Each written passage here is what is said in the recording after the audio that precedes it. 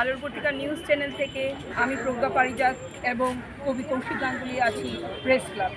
আজকে বিশিষ্ট অতিথি হিসেবে আমরা পেয়ে গেলাম নৃত্যশিল্পী, লেখক এবং নাট্যকার, নাট্যশিল্পের অভিনেতা, নাট্যশিল্পের সঙ্গে জড়িত অসীম রায়, ডক্টর অসীম রায়, বিখ্যাত নৃত্যশিল্পী। হ্যাঁ, গুরু ডক্টর অসীম রায়।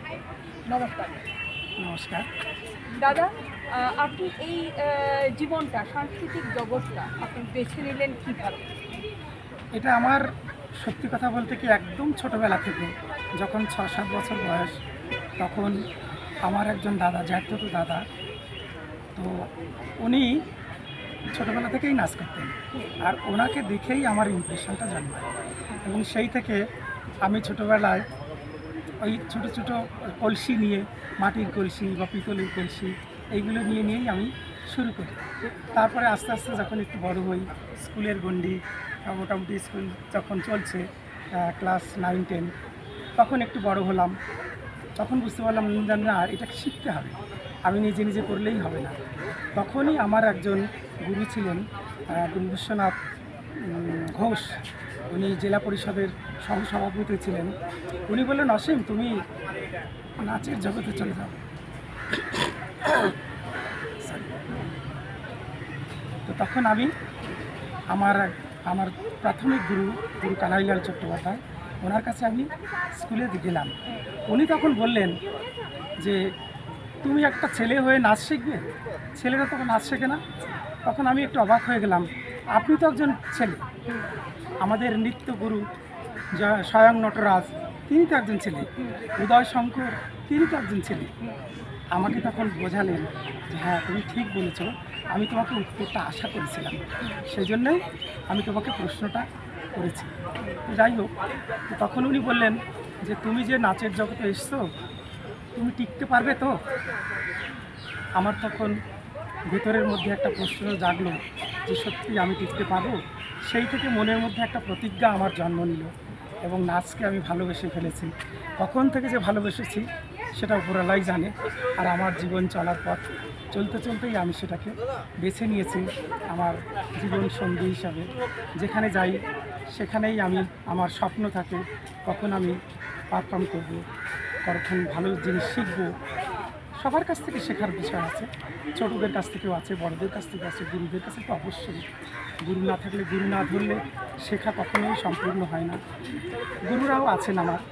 প্রথম গুরু আমার কানাইলাল চ্যাটার্জি, তারপরে সুখেন্দু বড়ুয়া, তারপরে আছে রুনু ভট্টাচার্য, তারপরে আমাদের বিখ্যাত রানার যিনি করেছিলেন শম্ভু ভট্টাচার্য, ওনার সান্নিধ্য পেয়েছি আমি।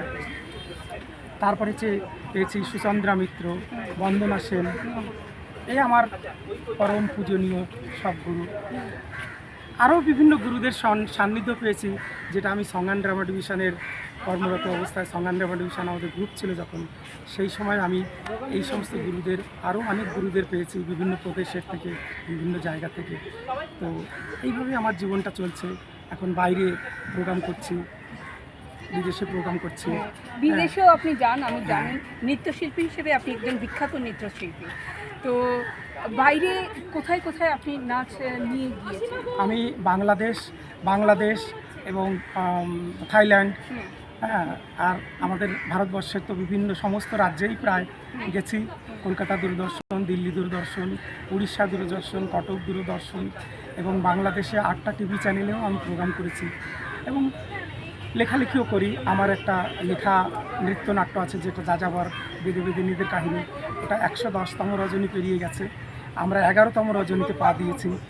ওটা কুসংস্কারের উপরে একটা নৃত্যনাট্য, এবং যেখানেই গেছি সেখানেই তার প্রশংসা পেয়েছি আমরা। সেই প্রশংসা আমরা এখনও পাচ্ছি। এবং আমি বিভিন্ন নৃত্যনাট্যগুলো লিখি, তার মধ্যে যেমন রূপসী বাংলা, তারপরে বর্ণমালার দেশে, এইডস হটাও, তারপরে যাযাবর, এগুলো আছে। এইভাবে চলছে আমার লেখালেখি, টুকটাক গল্প লিখি, ছোটো ছোটো কবিতা লিখি, গান লিখি। সামনে বই মেলাতে হয়তো আমরা আপনার কোনো বই প্রকাশ পেতে পারি না, সেটা এখন বলতে পারবো না এই মুহূর্তে। বই প্রকাশ হওয়ার তো একটা অনেক অনেক রকম ব্যাপারগুলো থাকে, সেগুলো কতটা কী হবে আমি তবে হবে, হয়তো আজকে না হোক কালকে হোক হবে নিশ্চয়ই। ধন্যবাদ দাদা, এরকম একজন মানুষকে আমরা সঙ্গে পেয়েছি। আমরা খুব কৃতজ্ঞ আপনার কাছে। এরকম একজন মানুষ, একজন নৃত্যশিল্পী, একজন বিখ্যাত নৃত্যশিল্পী, যিনি বিভিন্ন সামাজিক কাজকর্মের সঙ্গেও জড়িত, সব কিছুর সঙ্গে জড়িত। ধন্যবাদ। নমস্কার।